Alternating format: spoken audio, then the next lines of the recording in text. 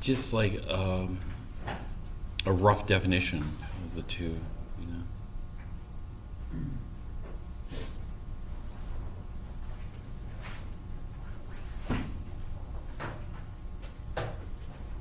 But this is taking some time to load.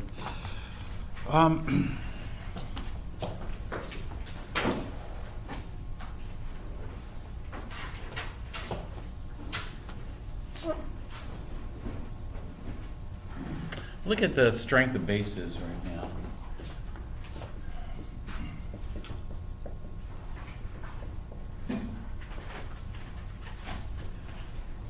What do we want on a base? Well, we need a lone pair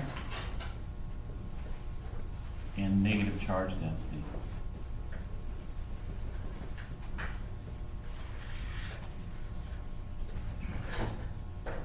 The higher the negative charge density, the stronger the base. So what we want is we want localized charge. I think we can think of increasing strength, base strength, more localized charge. And so let's take a look. I wasn't planning on talking about this just yet, but let's take a look at sulfide versus oxide. Which one do you think is a more powerful base? This is again. I need to qualify this. This is Bronsted. So far, that's all we've been talking about. The Bronsted acids, Bronsted bases. The Bronsted base is a proton acceptor. So obviously, the more negative charge, the better it'll attract and pull the proton in. And so let's take a look at sulfide versus oxide. Both of these are -2 charge. When we look at the Lewis structure, they look very similar. A structure like this. And so the oxidation state and the formal charge is the charge. And so the apparent charge is just essentially the net charge on this. And so which one is a better base?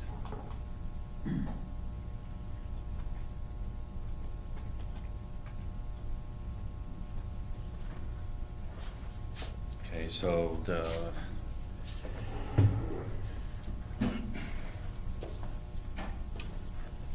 we would try to look at the difference. What's the difference between these two?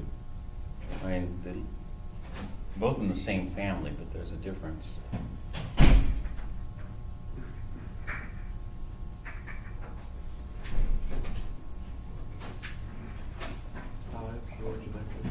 Yeah, size is going to be different. Which one is bigger?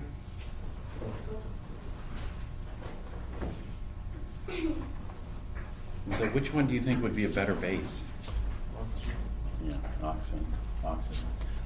Oxide's a better base because it has more localized charge. The more you concentrate the charge, the better. The more the charge is spread out, this -2 charge is spread out over a bigger atom. It's going to be less reactive. So this is what I mean by localized charge. Let's look at some other simple examples here.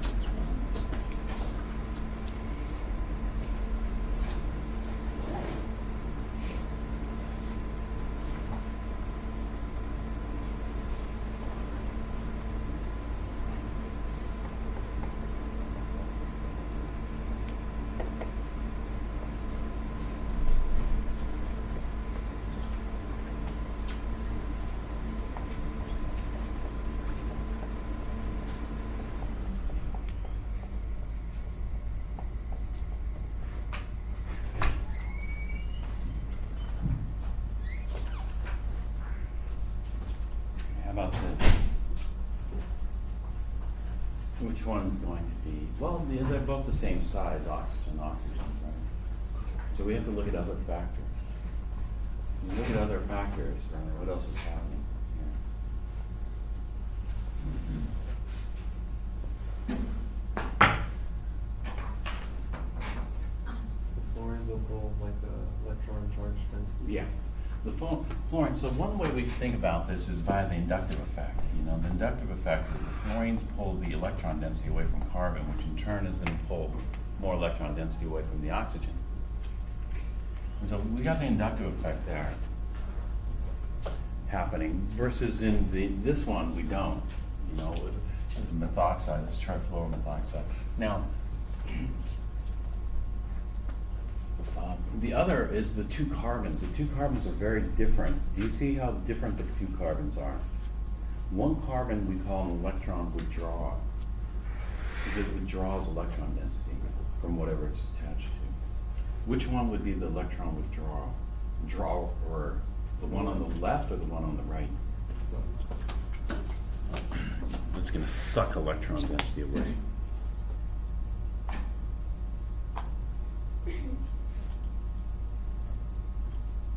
See?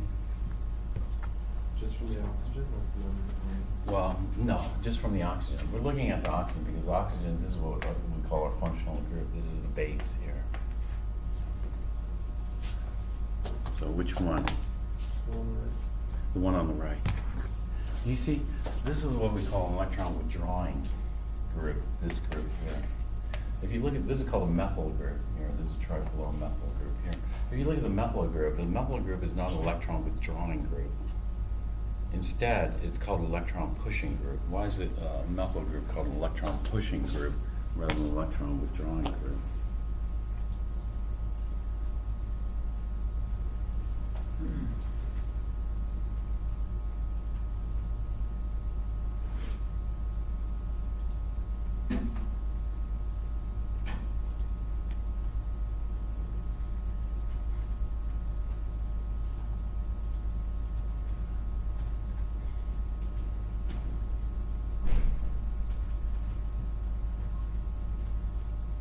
You have to use some of the things you've learned in this semester to answer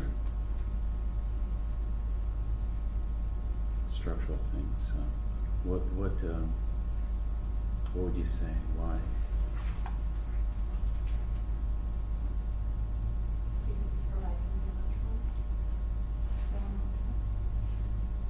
Both are providing electrons. It depends on how you're framing that. Both are providing electrons, so they both octet. You have to be a little bit more specific. They're providing electrons. How so? It's completing an octet. Well, it's completing octet. Well, yeah, this is an octet. This is an octet. So what's the difference? This is an octet. This is an octet. There's no difference. There's no difference in formal charge either. All the formal charges are 0. the oxidation stage different? Yeah. Okay. It's readily apparent if you look. I mean, you might be able to just look at those two carbons and see there's a huge difference. When I look at these two carbons, I see a huge difference. Do you?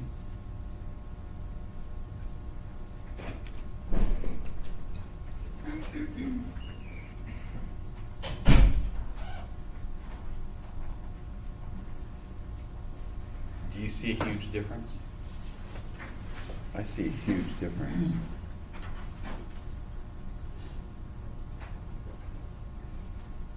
This because can you calculate oxidation states in your head? Hopefully by the end of this semester, you should be able to calculate these in your head. Actually, I was hoping you would be able to calculate them right after chapter 3. But for sure, you need to be able to do this kind of stuff for organic chemistry. Be able to look at it and just see what it is. What is it? +1 and +4. Okay. Well, let's see. When we count the octets, how do we do it again? Yeah. And so, winner takes all. You're right. This one's +4. Wow. +4 is. So it's Yeah. And this one is, yeah, 2. This is -2. The huge difference in the two carbons. This is why this one's called electron withdrawing. +4 carbon is going to suck the electron density away from here. -2, well, -2 is electron rich, what we call, and so it's electron pusher. It's going to push electron density into this. Therefore, which one makes a better base? The one on the left makes a better base. This is a better base. Unfortunately, Petrucci, the Petrucci Solutions Manual is not perfect. If you look, this is a homework problem here. I don't think I signed it. Maybe I signed it. Petrucci answers this problem in terms of electronegativity. It doesn't make sense to answer this necessarily in terms of electronegativity. Maybe in terms of Z effective, yeah. In terms of electronegativity, not really. And so people use these arguments of electronegativity. We should use the arguments of charge, not electronegativity. Some people say that one's more basic because it's more electronegative. Oxygen is more electronegative than sulfur. Well, that's a ridiculous argument because we aren't looking at electronegativity. Do bases want to attract electrons? Just the opposite. Bases want to attract protons. And so somebody using an argument for electronegativity is just ridiculous. Unfortunately, our book solution manual uses that argument. So ignore that, but because we're looking at attracting protons, so which one's going to be better at attracting positive charge? That's what we're looking for. This one isn't going to be as good because some of the charge is being sucked away from the oxygen over here. This one's going to be better because the charge is getting more and more charged, more and more localized, more intensely negative. There.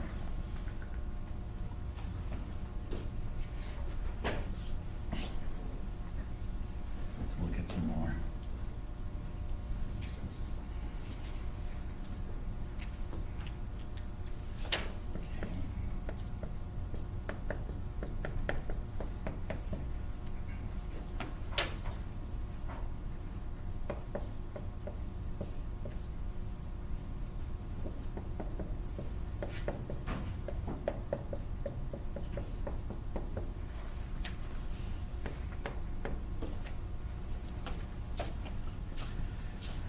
Which one do you think is more basic?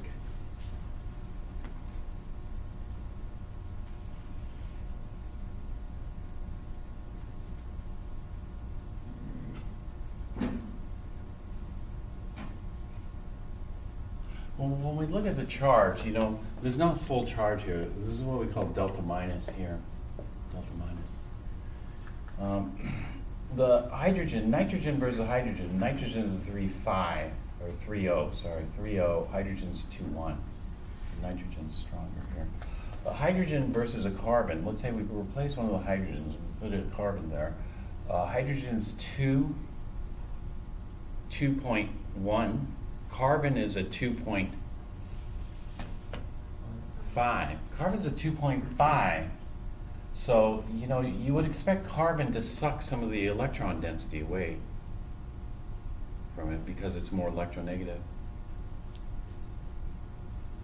But on the other hand, when you look at the oxidation states, what's the oxidation state on this carbon here?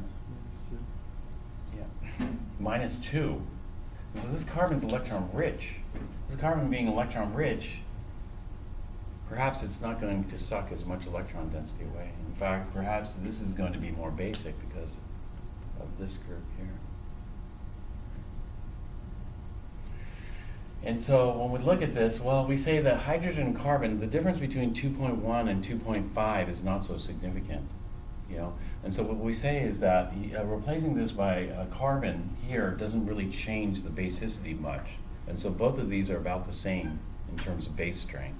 But which one should be slightly better?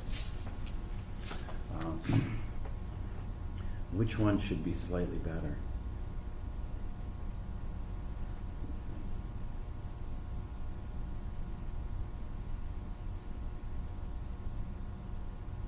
So let's take a look. Well, which one do you think is going to be slightly better? The one on the right, because we got this group here, this electron-rich group, making this more negative. However, there are other factors in addition to this. One of the factors is if this grows, let's say the size of this group grows, then we have something called steric hindrance. So if instead I put this group here, rather than,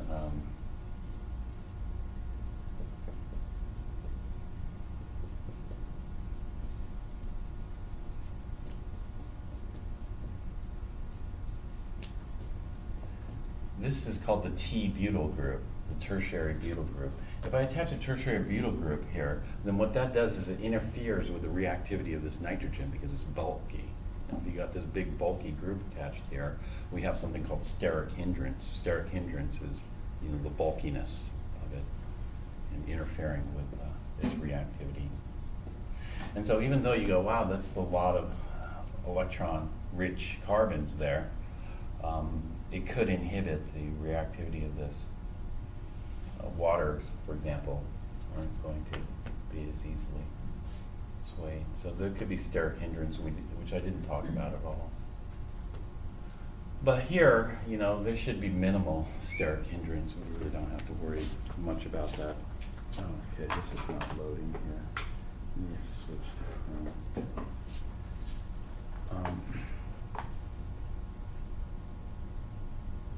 and so I would say the methyl, this is called ammonia. This is called methylamine. The amines, you know, rather than having a hydrogen, we put some carbon substituent on there.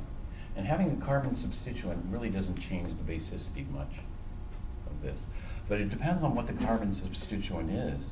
For example, if I put a methyl group there, it really doesn't change the basicity much. It'll make one slightly more, the other slightly less. But that's a regular hydrocarbon, you know, regular hydrocarbon substituent. If I put something like this as the substituent, then it changes quite a lot. And so if this were methyl, ethyl, propyl, isopropyl, butyl, T-butyl, like this is called a T-butyl for short. But if I put something like this, a trifluoromethyl group on here, wow, that's going to change things quite a bit. Now I expect a more significant change. In fact, this one is called an amine. An amine. An amine is an ammonia-like compound. This is ammonia-like, very ammonia-like. Those carbons, 2.5, hydrogens, 2.1, so not much difference. This one is not an amine. This is not ammonia-like, even though it kind of looks ammonia-like. You know? But it's not ammonia-like. In fact, its properties are going to be quite a bit different than ammonia. And so let's take a look at some numbers here from our book.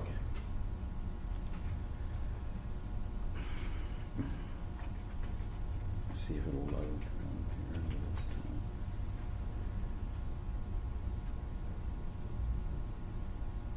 And see if they make sense. Take a look at these numbers here.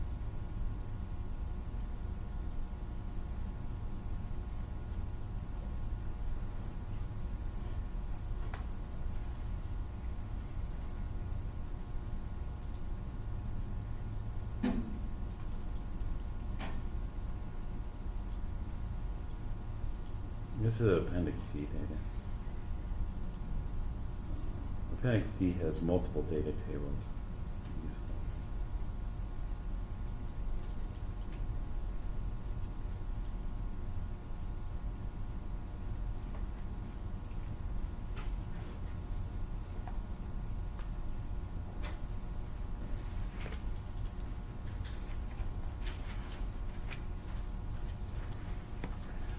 This number here on the right tells us the base strength. It's Kb. And the bigger the Kb is, the stronger the base is. So let's take a look at these values here. So ammonia, just for reference point, is 1.8 times 10 to the minus 5. Now take a look at this. Methylamine. Methylamine is 4.2 times 10 to the minus 4, which tells me methylamine is stronger, or? It's stronger. Methylamine, actually, it's a bit stronger, isn't it? It's almost like well, not quite 10 times, but it's quite a bit stronger. You know, but still around the same order of magnitude. I mean, 10 times 10 to the minus 4 is 1 times 10 to the minus 5, so it's not hugely different. It's not like orders and orders of magnitude, but it is stronger. It's immeasurably stronger. Now, if we just use, you know, this is why I say, you know, it's not the numbers. Anybody can take the number and do a delta En. So anybody can take this number and say, this is a 2.1 on the electronegative, this is a 3.5. I can take my delta En, right? And so I do my delta En here. Delta En, 3.5 minus 2.1, 1.4. My delta En here. 3.5 minus, what am I doing? Not 3.5, 3.0. 3.0 minus 2.1 is 1.9. 3.0 minus 2.5 is 1.5.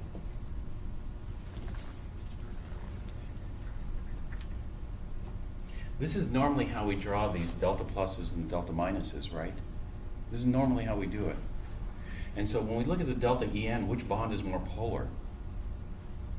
This bond is more polar, which means that this one should have a bigger delta minus.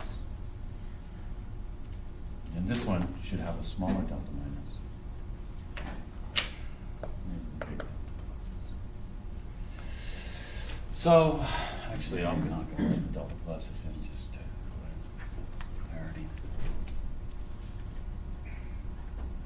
Anybody can do that, but the problem is interpreting these numbers. Because interpreting these numbers, you have to have some reference points. You have to have some factual data.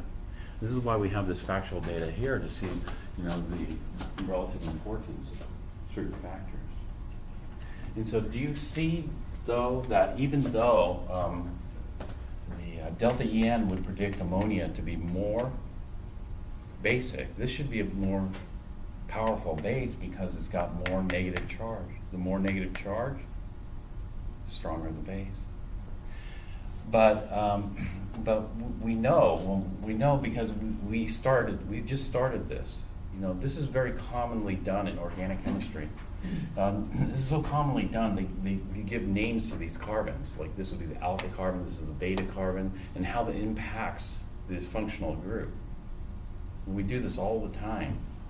And so this is what we get into the habit. And so when we look at a group like this, then we see, oh yeah, this group is electron pusher group. Right? This group is a electron withdraw group. Those are literal terms that people use. There's electron pusher group, there's electron withdrawer group. It changes the properties of things. Do that. Okay, obviously this one is, so, you know, when we do this, we look, you know, when I look at a molecule like this, automatically I look, okay, what's the delta En like, you know, register that. I don't write it all down, but you know, you do it. And then you look at the oxidation states, because all the formal charges, I already looked at the formal charge, all the formal charges are zeros. It doesn't tell us anything. And so you look for other information from the structure. The other information would be oxidation state. And here it's clear, wow, -2. What's this one?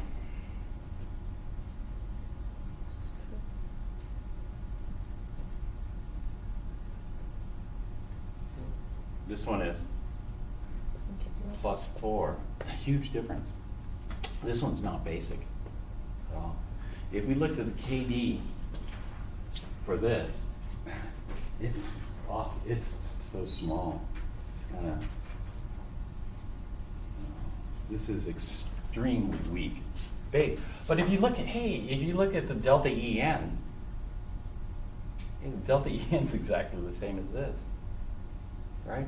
If I just look at the delta En is 1.5.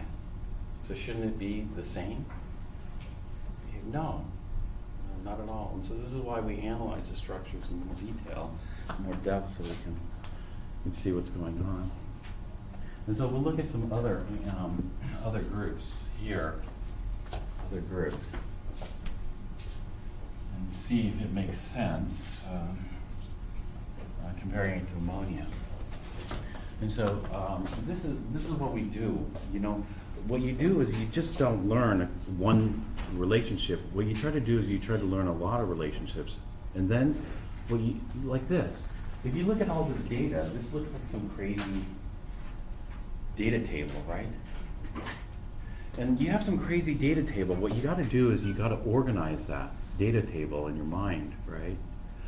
And you got to write some kind of conclusion for that data table. This is what science is all about. You know, you take some thing that maybe looks totally random, you know, a whole bunch of random different compounds, right?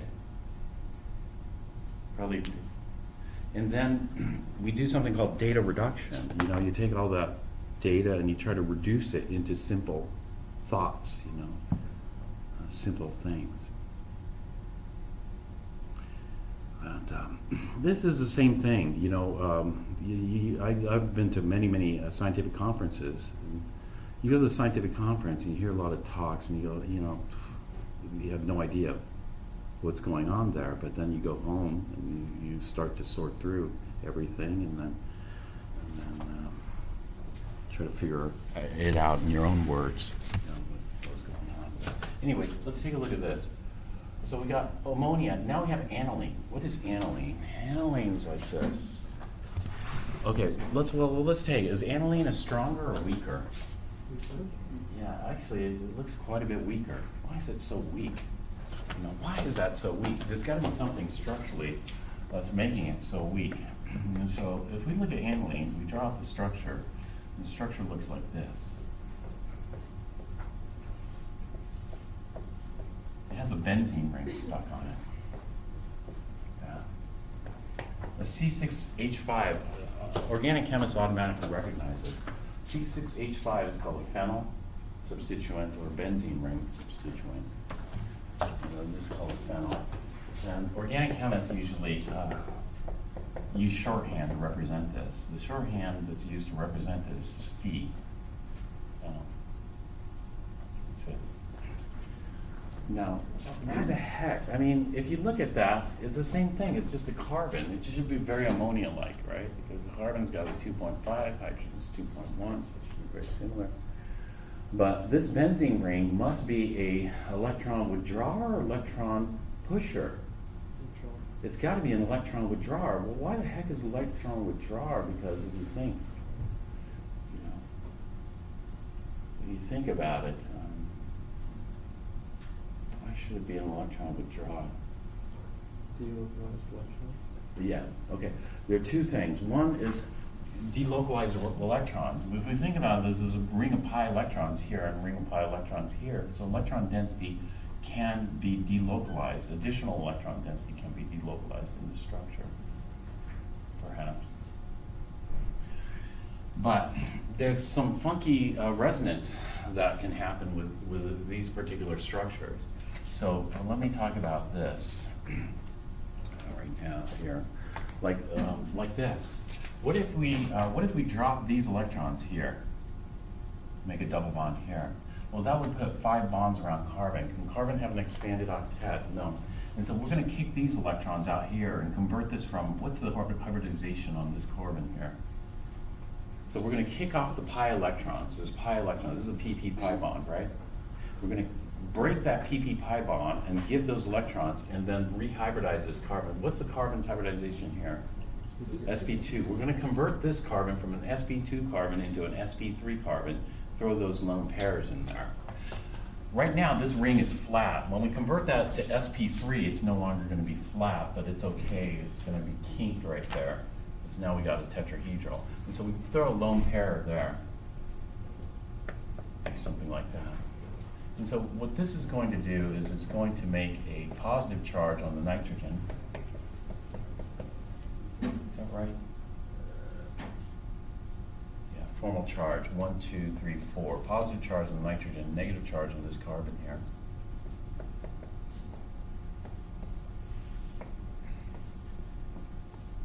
Actually, I was going to talk about this tomorrow because I need to go to chapter 12.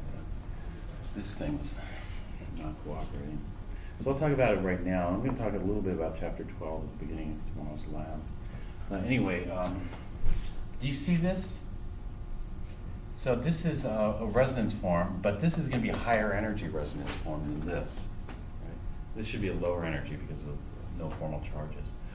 But you know, something else is gonna help. Can you draw another resonance form for me? See if you can draw another resonance form for me. And the way organic chemists figure this out, you know, is by, you remember, we cannot move the atoms. The only thing we can do is we can move the electrons around. So that's the purple here. So move the electrons around, and I don't want to go back to this. We can go back to this. It's easy. To go back to this, I drop this lone pair here and kick these out. And so I take these pi, throw it into an sp3 over there, convert it from an sp2 to sp3. And then I can go back to this. Well, I don't want to go back to that. Is there another resonance form that you can draw for me going from here? See if you can do that.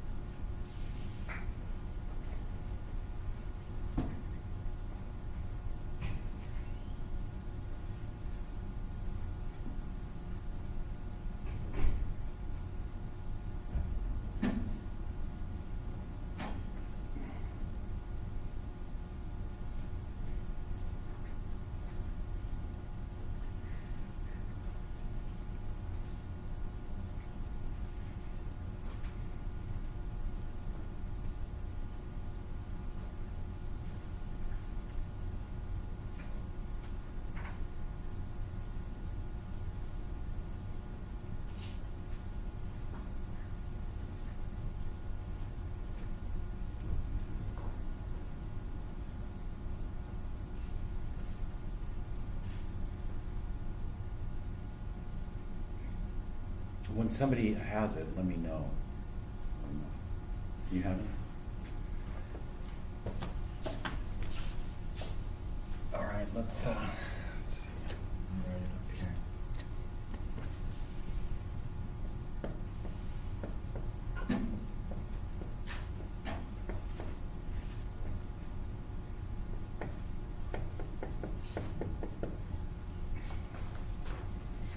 We can't lose any of the hydrogens.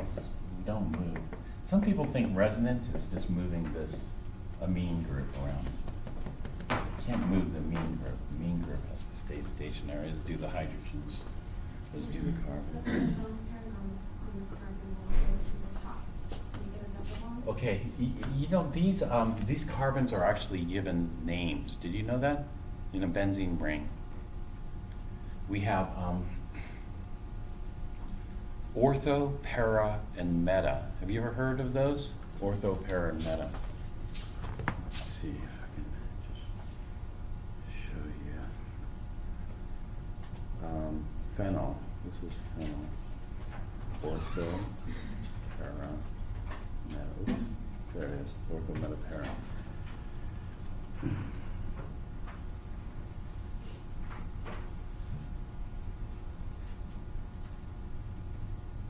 Look at, well, we have electron withdrawing and electron donating would be pushing. So I just say withdrawing and pushing. Or alkenes. Alkenes, electron donating or electron pushing? You can answer this question now. Alkenes, what do you think? Electron pusher or electron withdrawer?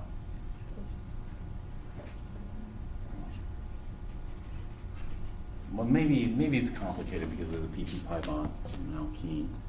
But in general, alkenes should be electron, hydrocarbons, so they're electron rich. So electron rich, hydrocarbons, electron rich. It depends on where the double bond is positioned. This is not called an alkene. You know why this is not called an alkene? Alkenes that have a carbon-carbon double bond, right? This is not called an alkene, this is a special alkene. A special alkene that has alternating double, single, double, When we have a special alkene with alternating double and single, we don't call it an alkene, we call it,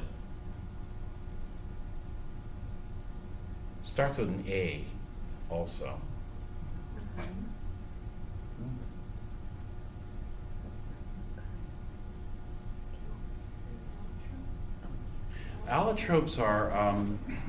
Allotropes are kind of like isomers, except for elements. You know, allotropes are the same element but different structures, like graphite. You know, graphite and diamond would be allotropes of carbon. So it's not allotropes, but kind of. I mean, the names kind of sound similar to allotrope in a way. It's a fancy scientific name. Alkyne? Alkyne? Alkynes are triple bond. This fancy name comes from a lot of these compounds display, some of them display a pleasing aroma. You know, these are what they found was some of these organic compounds that have this kind of group have a very, Aromatic. aromatic. Aromatic. And so this is an aromatic. An aromatic behaves differently than a normal alkene, you know, in terms, in terms of this. This is why we're seeing this aromatic is very interesting. And look at here. Why is orthonitrophenol more acidic than metanitrophenol? Hey, we can answer that too. After this, we should be able to answer that. What are ortho and para-directing groups? Well, that's more organic. What are the meta-directing groups? We should be able to answer these. People ask. People also ask about that.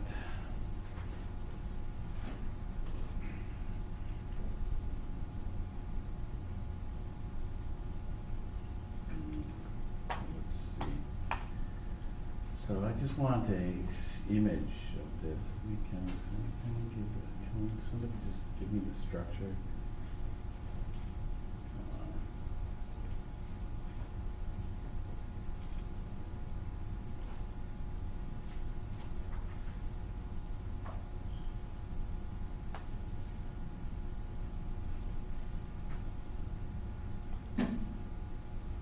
We should be able to get this. All right.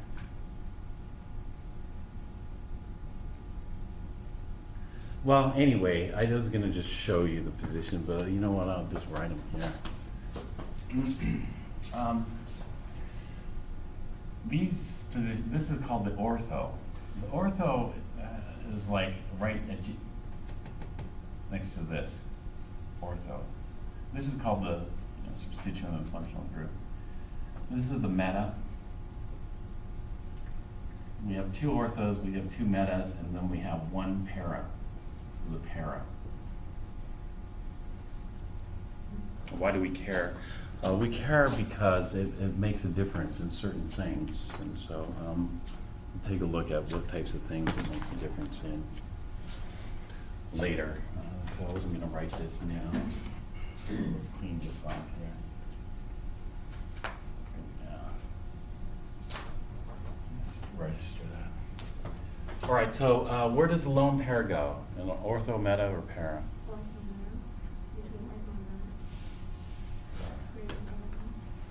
Well, this between there's just a bond. So ortho Your lone pairs on the ortho on the ortho. will create a double bond between the ortho and All right. the, and it will push, Okay, so the lone pair from here creates a double bond here. right? Okay.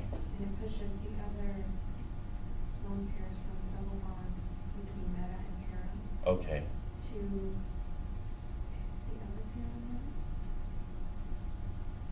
Okay. Here. that? Yeah. All right. And then we get this. And so this would be the negative charge carbon here. This would be positive charge here. Double bond here. Is that right? Yeah. And so that's another resonance form here.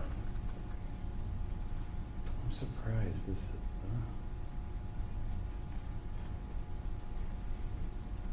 maybe Wikipedia is better.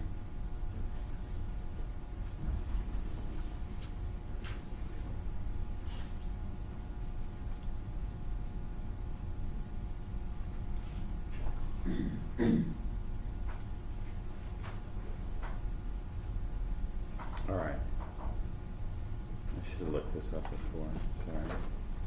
But anyway, going back to this, that's one more. This is correct. What's another one? And so this one we formed by dropping this here, bringing that out there. Can we draw another one?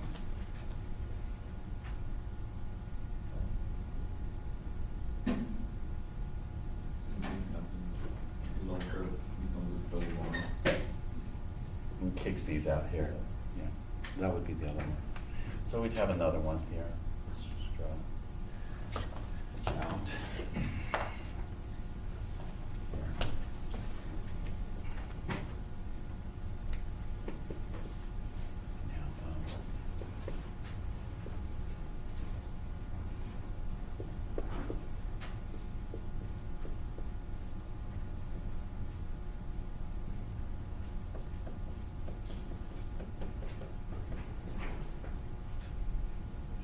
Negative charge here. Okay. Yeah. So do you see why this is so much less basic? Why is this so much less basic? Because a lot of the negative charge density on the nitrogen can be delocalized in the rings. This is one way of visualizing the delocalization. The other way of visualizing the delocalization is this has a pi bonding network, you know, like this, which can accommodate electron density there. All right. Let me ask you this now. If I have this, let's see, if I put a fluorine here, if I put a fluorine here in this position, would it make it more basic or less basic?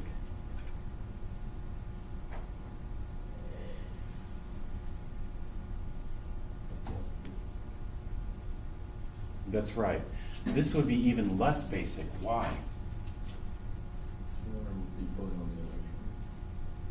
Yeah, because here, if I put a fluorine here, a fluorine is an electron withdrawing group. And so if the fluorine's here, that's going to help stabilize this. Because if the negative charge goes here, the fluorine can pull some of the electron density and delocalize it a little bit. You know? Versus if I put a fluorine here, if I put a fluorine here, would it make much difference? If I put a fluorine here, it's not going to make as big of an impact because the negative charge never ends up on this carbon. Do you see that? Doesn't end up. If I put a fluorine here, would that help?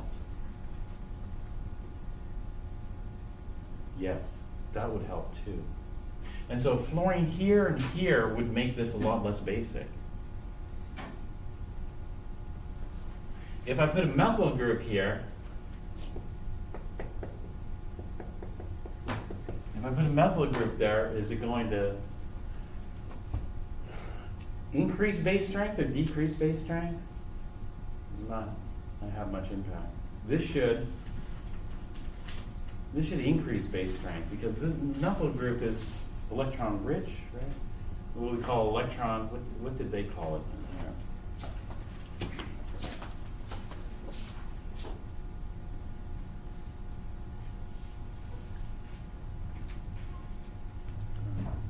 Did I already? It's already. We changed it. Sorry. And so, if I put a nitro group here,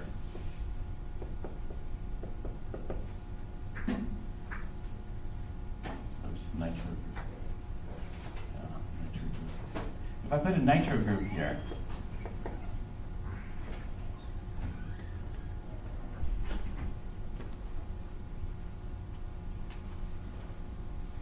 What do you think? Nitro group here.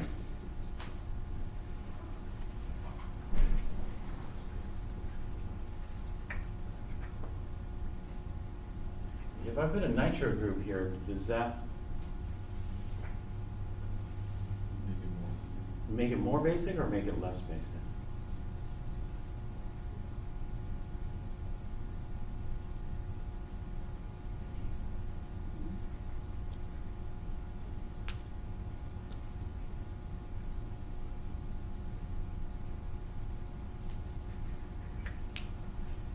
Makes it less basic. Do you see why? The nitro groups are electron withdrawing. And so not only do you delocalize the charge within the ring, but you can also suck some of the charge into the nitro group. In fact, we probably can just start drawing more resonance forms, perhaps, for this. And so this should make things less basic. In other words, the pi bonding network, actually the pi bonding network will extend out here. All right, so those are some things we think about. And so anyway, we got our aniline. Codeine, I'm not going to draw the structure, but codeine would be another amine. I don't know. Let's see if we see. You want to see what codeine looks like? Let's see if we can get it.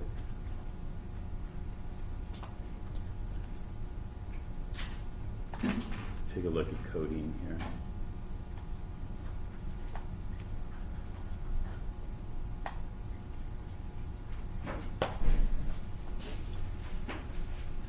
You have to know the shorthand stuff.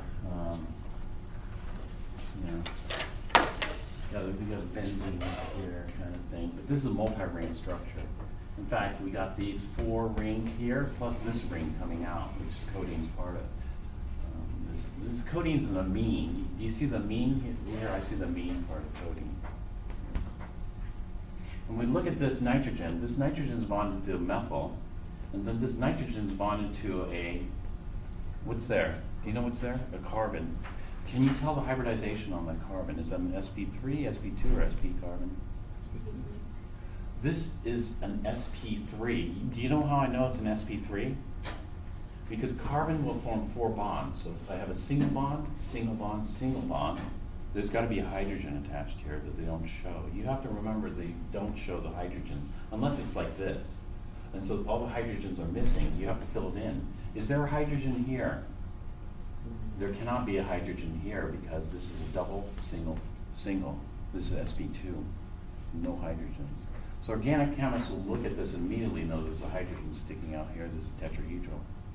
This is trigonal planar and there's no hydrogen. Okay. Now, this is a carbon here. This is a carbon. What's the hybridization on this carbon here? sp3. How many hydrogens? 2, which aren't shown. And so when I look at this one looks about as basic as,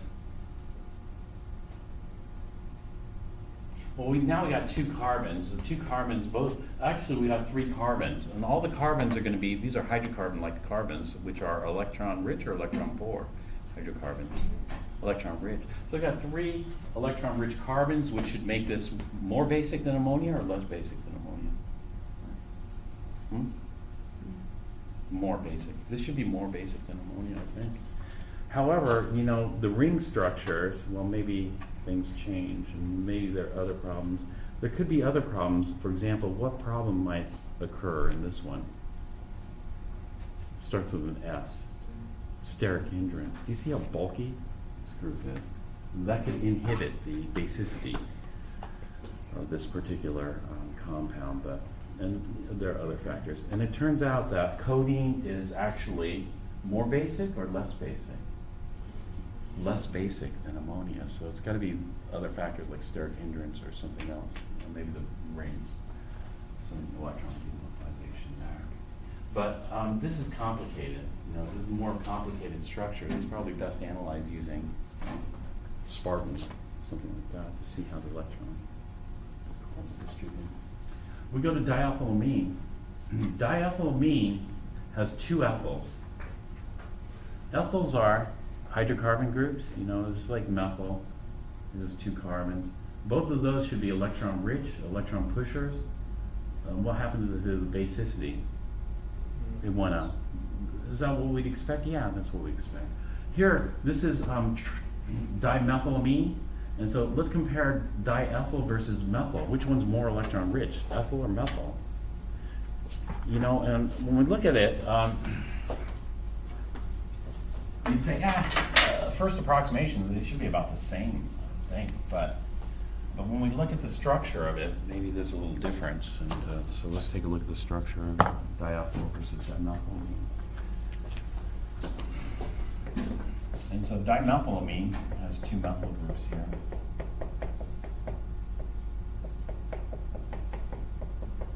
And a hydrogen. And then diethylamine has the ethyl group attached. Ethyl C5, C2H5.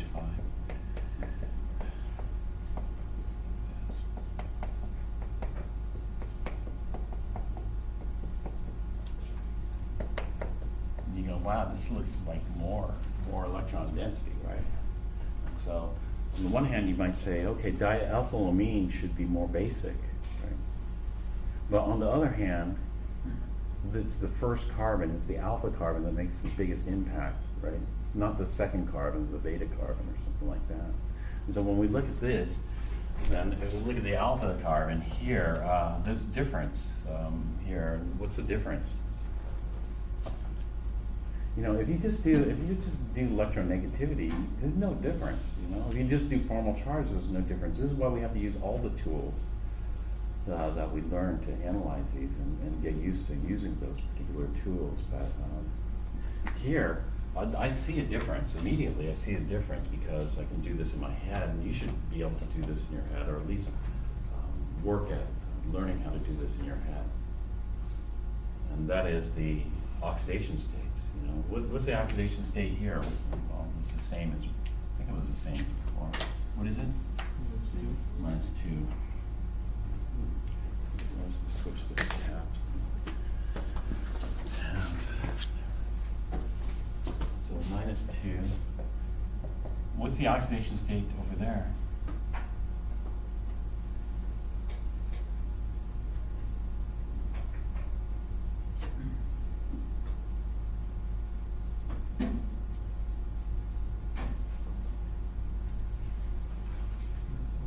-1.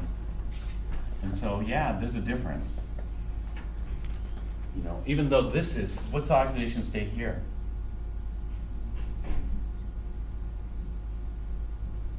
The -2? No. It's not -2. It's not -2. -3. -3 is correct. Compare the two. You could do this in home or whatever. Compare the two and see. So you go, wow, you know, well, this is -1, but it's got a -3 back here, but this -3 back here is not going to have this. Because the reason is because the bonding is very localized. This is sp3 sigma. It's not like we're going to transfer electron density. I mean, this is going to help. Of course, this will help. It's going to help push electron density. How much does that help? Well, let's take a look. When we compare dimethylamine with diethylamine, which one's stronger?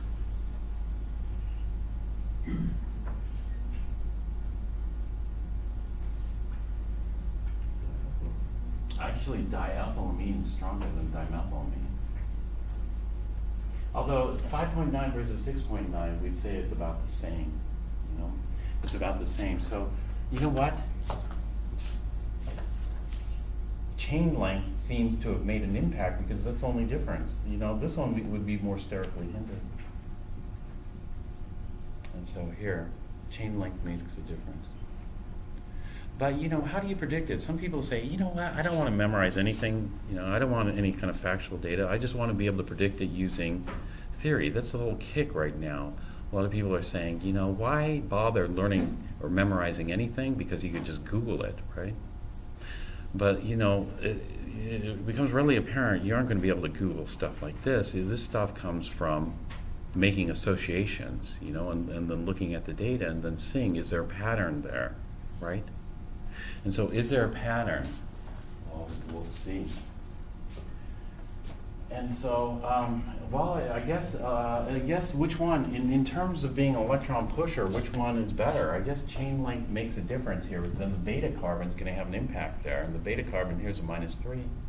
And so earlier what I said is we can pretty much ignore the beta and just look at the alpha. But that's not the case here, because this is -2, this is -1, this should be much better. But now we have the -3 here. And so, well, I guess the chain length is going to make a difference here. And so,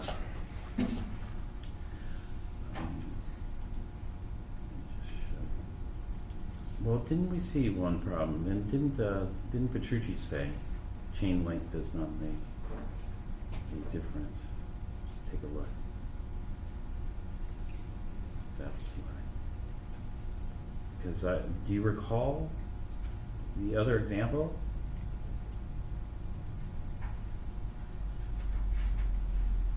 Where we're talking about chain length? Let's see if this one is consistent. We're looking at base strength, and so what we want is, for a stronger base, we want an electron withdrawer or electron pusher. What do you want for a stronger base here? Pusher. We want an electron pusher. So which one is a better electron pusher? A methyl, or this is 1, 2, 3, 4, 5, 6, 7, a heptyl. This would be a heptyl group, or a methyl. We look at the heptyl group because maybe it's got a lot more, a lot more, right? A lot more carbons, because this carbon here is, what's the oxidation state of this carbon here? Wait.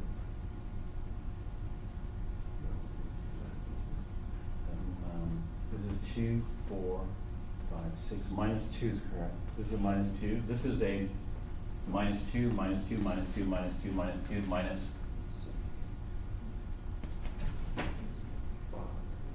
2, 4, 6, 7, -3. This one's a -3. And so we go, okay, -2, -2, -2, -2, -2, -2, -3. Wow, that's a really electron rich. This is a -3. And so we would think, okay, we got a -2 versus a -3. Well, if we just look at the first carbon, then which one should be a better base? Acetic. If we look at the chain as overall, then if we have an electron-rich chain, a hydrocarbon chain on there, then octanoic acid should be. So we got a heptyl chain attached to that carbon. And so it says chain length has little effect on acid strength. In fact, if you look at this chain seems to decrease rather than increase, whereas this chain, seem to have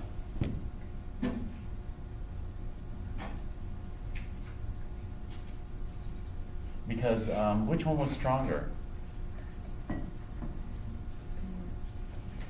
Ethylamine was stronger than methylamine. And so now what we have is what's called a conflicting data, right? On one hand. When we have a situation like this, we have to dig into it deeper, to figure out what the correlation is, if there is a pattern. Because my pattern that we just developed right now seems to have failed, right? And so we got to look for other factors. And the other factor might be the beta carbon. The beta carbon here is a -2. The beta carbon there is -3. And so that could be the factor. And so we would have to look at more data to figure this out. Well, since we have this PowerPoint up here, we might as well look at this one. This one should be easy. Which one should be a stronger base? Oh, wait. Gosh. I made a mistake. I made a mistake because I didn't look at this carefully.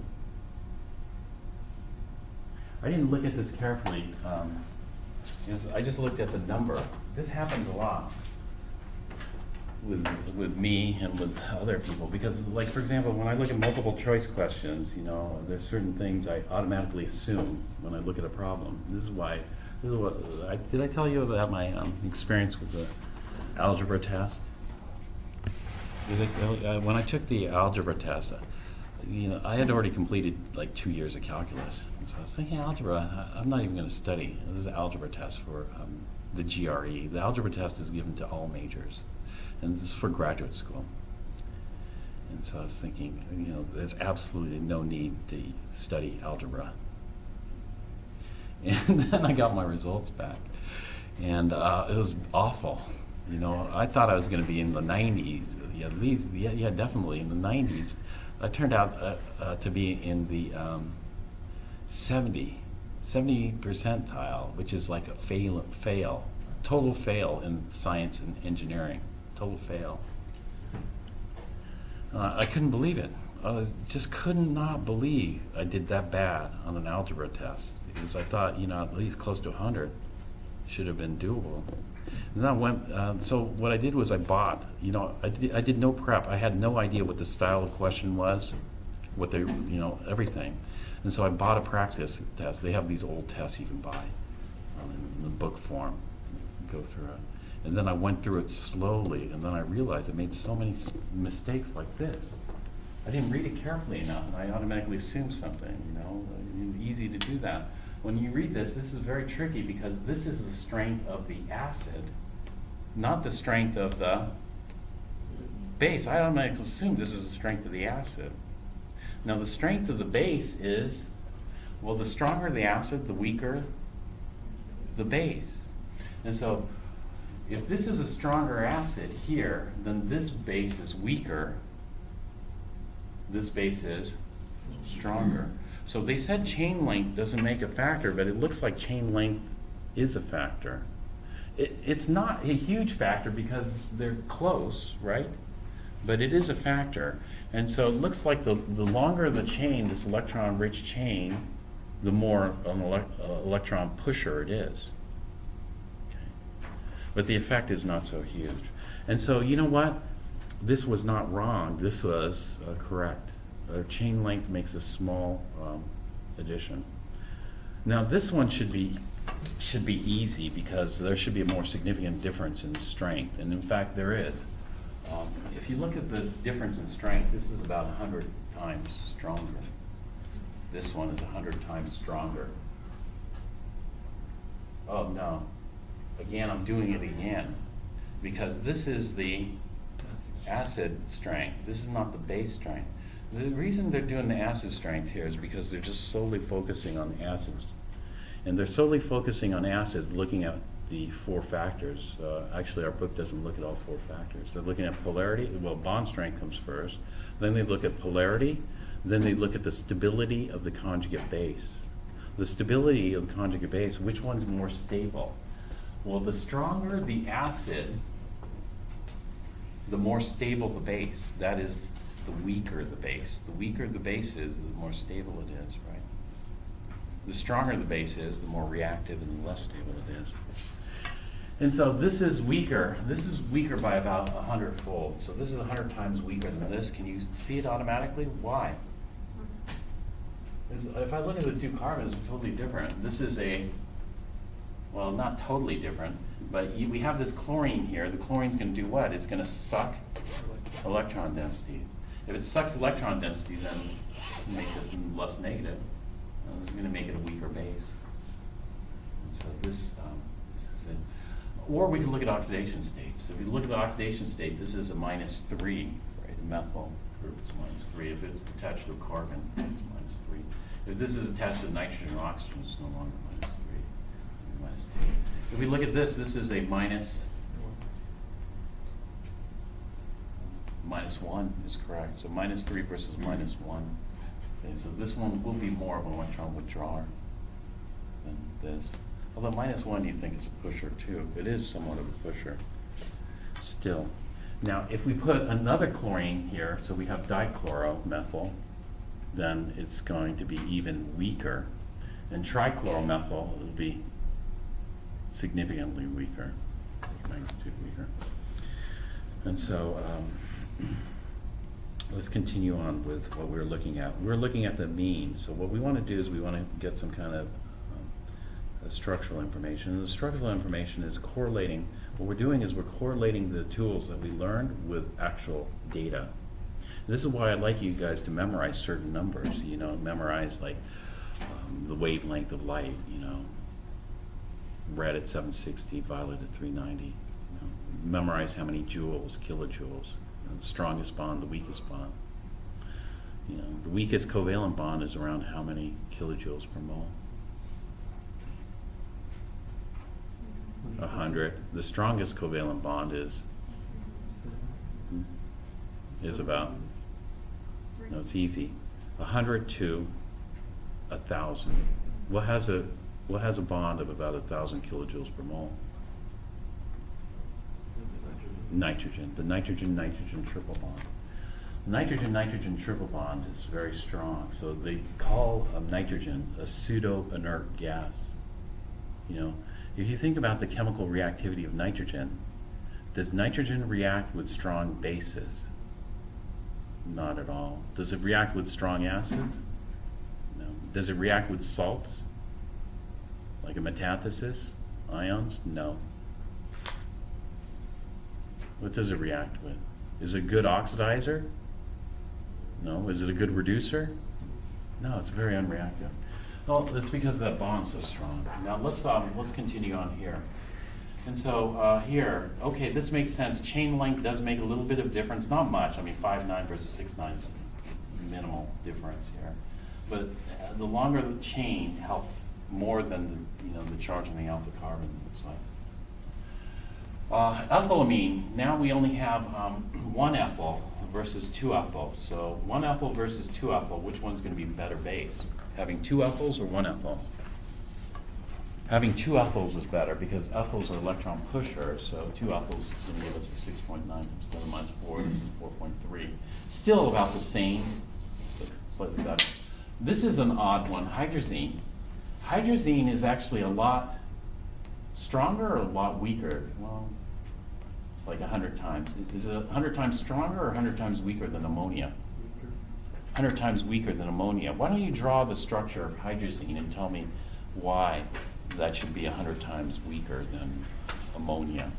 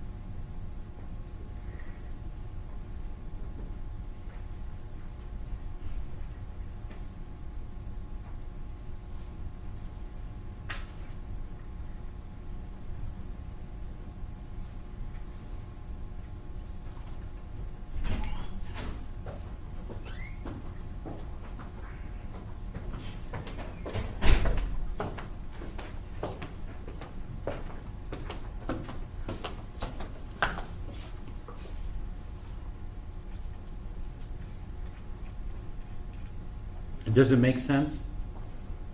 Why?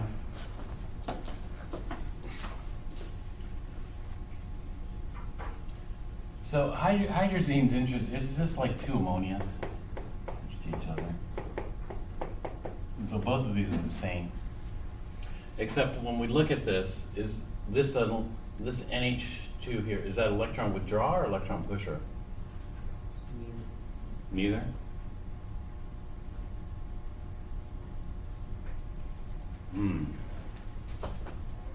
Well, let's take a look at this. Because based on the number here, hydrogene's weaker. And so that should be an electron, if it's weaker, it should be electron withdraw or electron pusher. If it is weaker. It should be electron withdraw, but why would it be electron withdraw? Because when we look at this, what's the oxidation state here?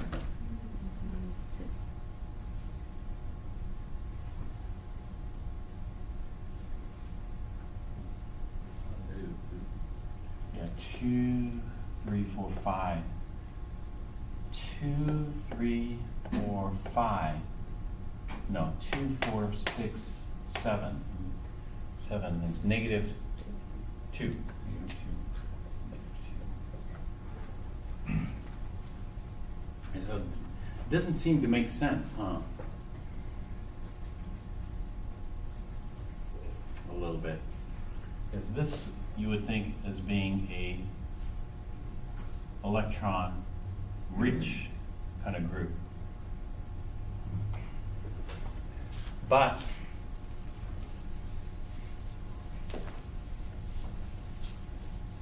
on the other hand,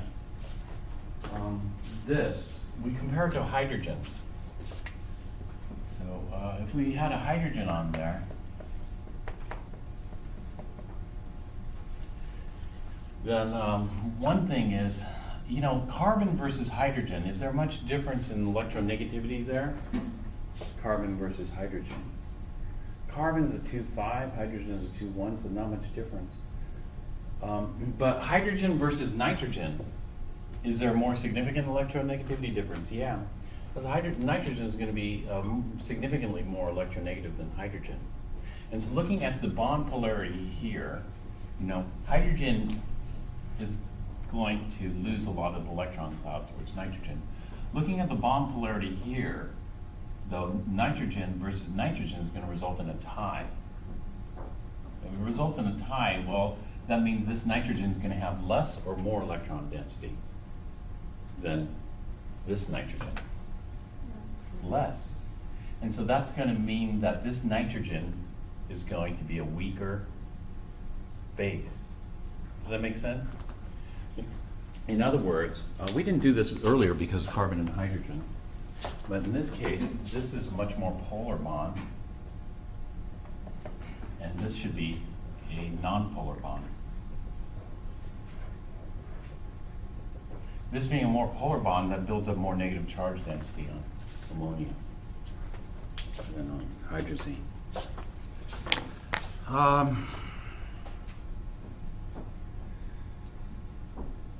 Well, let's see if we can explain this next one. Hydrazine is what we call a dibasic base. A dibasic base can accept 2 protons. And so if it accepts a proton, we do this. We're going to form this.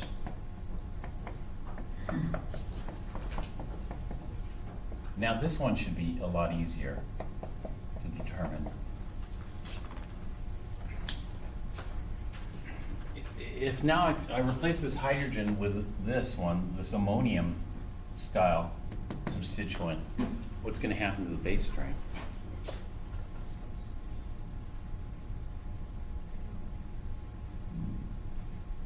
The base strength should go way up or way down? Way down. Way down. Why? Because here, would I use electronegativity? I'm not going to use electronegativity here. But, you know, I use electronegativity here. Why can't I do the same thing here? It's because nitrogen with a positive charge is going to be more attractive. Yeah, it's going to have an electronegativity higher than 3.5. And so what's going to happen here is it's not going to be nonpolar anymore. This bond's going to be quite polar, but it's going to be polar in the opposite direction. Right? And so this electron withdrawing through. So it's going to suck the electron cloud this way. Well, if it sucks the electron cloud this way, then this nitrogen is going to be much less basic. This nitrogen has no lone pairs, and plus it's got a positive charge. So this can accept one more proton, but if it accepts one more proton, well, look at it, it's 10 to the minus 16, which means it's how many orders? This would be 11 orders of magnitude weaker than, like a trillion times weaker than ammonia. The protonated hydrazine. How about hydroxylamine? If we look at hydroxylamine, what we're doing is now we're going to replace that group with a OH. So if we take the hydrogen here and replace it with an OH, how is that going to impact the basicity of the nitrogen here?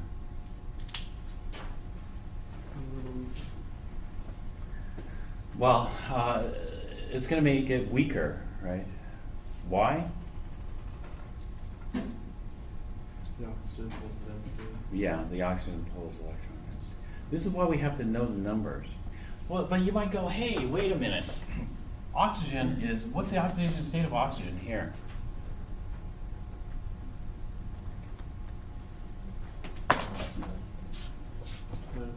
-2. Where have I seen a -2 before? I know where I saw a -2. I saw a -2 on ethylamine.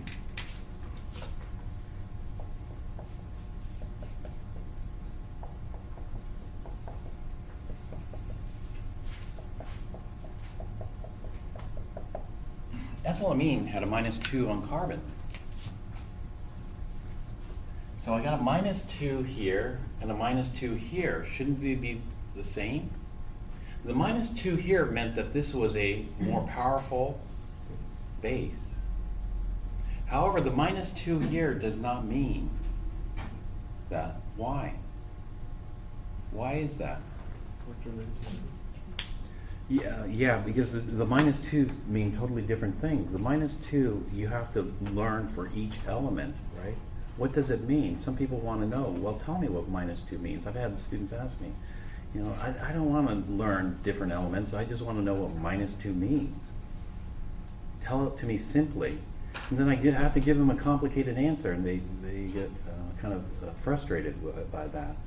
But the thing is that's the hard part. You know, the easy part is calculating the -2. The hard part is interpreting the number. And so what I called -2 on oxygen is I called that happy as is, not electron rich. When we have a -2 on carbon, we call that electron rich, right? And so we have to learn. Well, the way we learn that is we look at a lot of data and try to formulate. You know, it's not like somebody telling you. If somebody this is the key thing I was trying to point out. I could tell you, okay, a -2 on oxygen is electron rich, and then you go, okay, I've memorized it. -2, oh no, not electron rich, electron happy as is, right? A -2 on carbon is electron rich.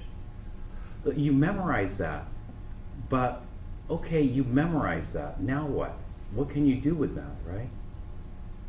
And so the thing is if you memorize that, it's not that useful, I think. What you have to do is you have to build up the knowledge yourself. That is, you have to formulate what it means in your own head. The way we formulate out what things mean in our own head is we go through it and figure it out. It's not by somebody telling you. If somebody tells you, then you don't really quite sometimes understand it in enough depth to really do anything with it. And so here we're trying to understand things better. And so anyway, if we put a hydroxyl, that is, if we put, this is called hydroxyl substituent. And so if we put a hydroxyl substituent on here, on the ammonia, or the hydroxide kind of group on here, how does that change things? Well, it's going to make it less basic because it's going to suck electron density away from nitrogen. Even though that has a -2, and you think this is electron, no, it's not electron rich. Oxygen is very happy as is. And so the example I gave you a long time ago was water. And I asked you, does water burn? Because electron-rich things burn, like ethane. Methane's electron-rich, it burns, right? Carbon has a -4 charge. And so I asked you, does water burn? Like, I ran out of methane, now I'm gonna burn some water. I have some water here left over. Let's make a fire out of water. That's ridiculous, right? And so this is why calling this electron-rich is ridiculous. Does water burn? No. And so those types of things I can tell you, and I told you this, I don't know, a couple of times, but does that really stick? No, what really sticks is you going through and sorting things out. And that's what we're doing here. This is an example of sorting things out. So we're going to continue with some series here.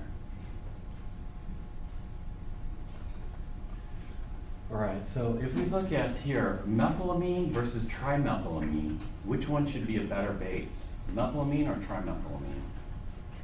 Trimethyl, and it is. We look, 4.2 to 6.3. Is it really that much better? No, it's a little bit better, right? But not hugely better, not orders of magnitude better because it's, well, actually, is it? It's worse. Oh, no, it is. It's like 10 times, more than 10 times stronger. These are the types of things, like I can tell you, oh, it's 10 times stronger, but it doesn't quite stick. It's better if you sit there and go, let's look at the numbers and then kind of register that. It's not like you have to memorize enormous amounts of data. Some people say, oh, do I have to memorize that whole table? No, you're just looking for simple patterns. And those simple patterns is what we want to know. And if you learn simple patterns like this, then you're way ahead. In fact, I'm spending a lot more time on this because the organic chemistry professor said that the students are so weak in acid and base strength. And so I'm going to spend a little more time than I spent last year on acid and base strength here. Morphine, we'd have to look at the structure for morphine. And let's see, morphine, is that weaker than ammonia or stronger than ammonia? That's quite a bit weaker, like 100 times weaker. And so let's see the structure of morphine shows us that. And so let's go to morphine here. Probably Wikipedia has a decent structure of that. Wow, morphine looks, did I already do morphine? No, it's close to this. No, I did some other one. What was the other one I did? Let's see what the other one I did was. Codeine. Boy, codeine and morphine, look at that. Codeine and morphine have very similar structures, don't they? Well, it makes sense because both are pain medications. So they probably have the same kind of. And so here's the nitrogen. And this is, again, is more complicated because this looks like it should be better than ammonia to me because we got electron-rich carbons in there. Well, anyway, we're out of time, and then tomorrow we're actually going to talk more about this. Sacrifice some chapter 12 stuff.